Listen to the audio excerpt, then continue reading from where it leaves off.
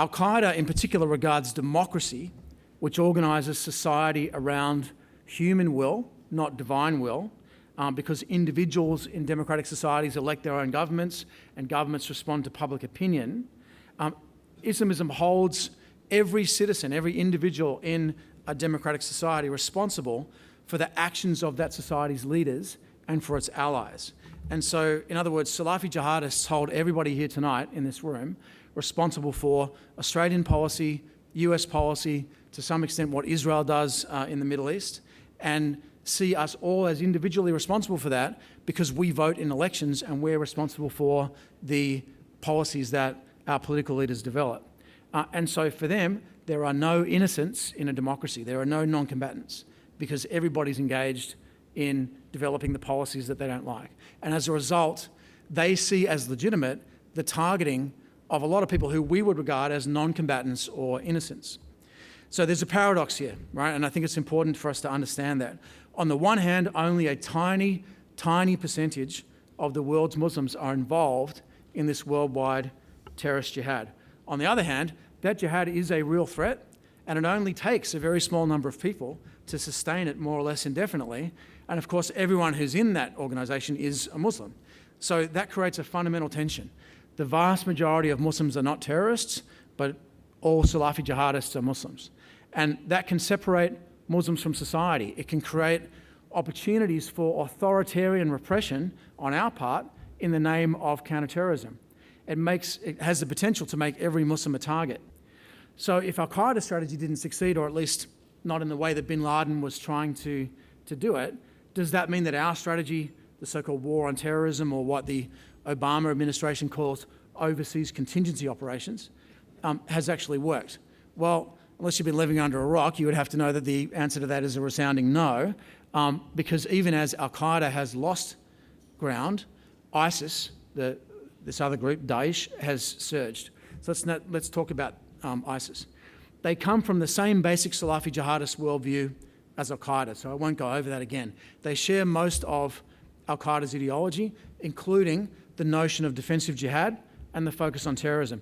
It's in the second component, the political interpretation, that ISIS parts ways with Al-Qaeda. And that's a very important difference because it results in a completely different strategy and a different set of threats to our societies. ISIS is the successor to Al-Qaeda in Iraq, and that might lead you to suppose that its origin comes from that broader Al-Qaeda movement, but actually it's independent. It comes out of the Jordanian extremist movement in the late 1990s. It's very heavily focused on anti-Shia sectarianism, and it peaked in violence in the ferocious violence of the war in Iraq between about 2004 and 2010. That whole set of ideas has had a massively reinvigorating effect on the global jihad. We've seen groups renewing and becoming stronger in the way that they operate in Indonesia, the Philippines, North Africa, and across the Middle East. A lot of fighters, as we talked about, have travelled to join ISIS from those areas, as well as from Europe, North America, Australia, New Zealand, Latin America. And indeed, foreign fighter flows into Syria now are about 10 to 12 times the size of anything that we saw during the height of the Iraq War. So it's huge. Repression, surveillance, special intermediaries just make the problem worse.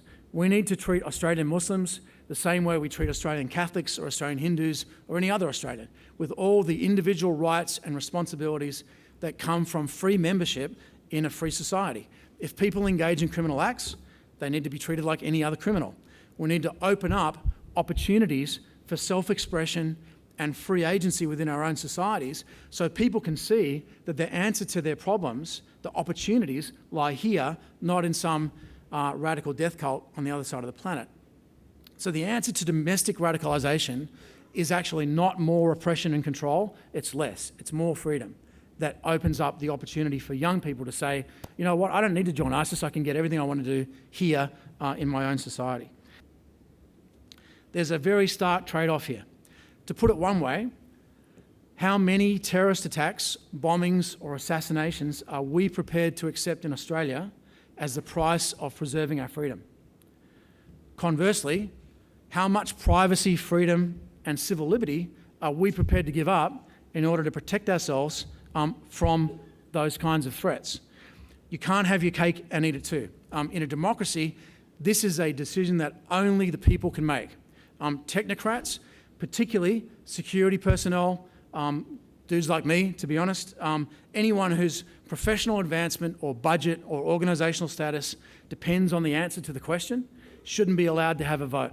It has to be a referendum or a public debate in which people that don't have a personal stake in the outcome, other than they want to live in a free society and also be safe, get to have the final say.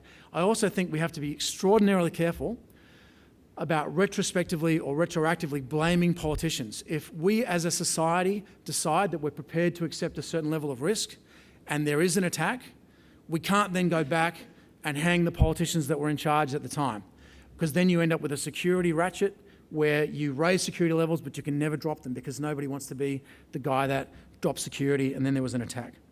So these trade-offs are really critical, and everybody has a role. And all of us in this room tonight should have a significant say in that discussion.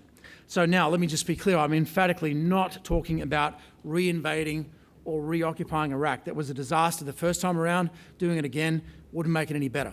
I'm also not talking about a campaign to destroy the Assad regime in Syria militarily.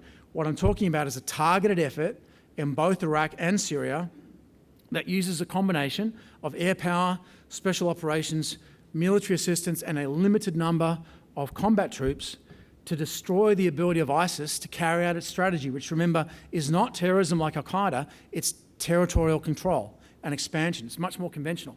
This is not a counterinsurgency, it's a straight-up tank-on-tank fight. And I think that the other element of this is to put enough pressure on Bashar al-Assad to ensure a negotiated settlement to the Syrian civil war, one in which secular democracy with international support plays a key role, although it's not going to play the only role. One mistake we made after 9/11 was focusing too narrowly on Al-Qaeda, as if killing senior Al-Qaeda leaders equated to defeating Al-Qaeda, or as if defeating Al-Qaeda equated to dealing with the terrorist threat. Let's not make the same mistake again with ISIS. We will defeat ISIS, I have no doubt about that. But if that's all we do, if we don't think more broadly about all these issues that I've been talking about tonight, we'll find ourselves back here again in another 10 years talking about the successor organisation to ISIS. And in 20 years, the successor to that. We'll keep on seeing new organisations re-emerge. ISIS and groups like it are horrendous, but they're not unique. In some ways, they're actually just the latest in a long line of ideological enemies of classical liberal democracy. Foes of the Enlightenment that go back to the 18th century with absolutist monarchism or clericalism and authoritarianism, to 19th century ideas like Slavophilism and communism, or of course 20th century movements like the Nazi racial community of blood and soil, fascism, Japanese militarism, or Stalinism. Today's threat, I firmly believe, is going to go the historical way of all those other threats. It's going to bite the dust. I've no doubt about that, but it won't happen without hard work from all of us and without a conscious effort to preserve our freedoms here at home, even while we defend them abroad. Thanks for listening to me rant. I'm going to take a break now, and I think we're going to reconvene for questions in a few minutes. Thanks.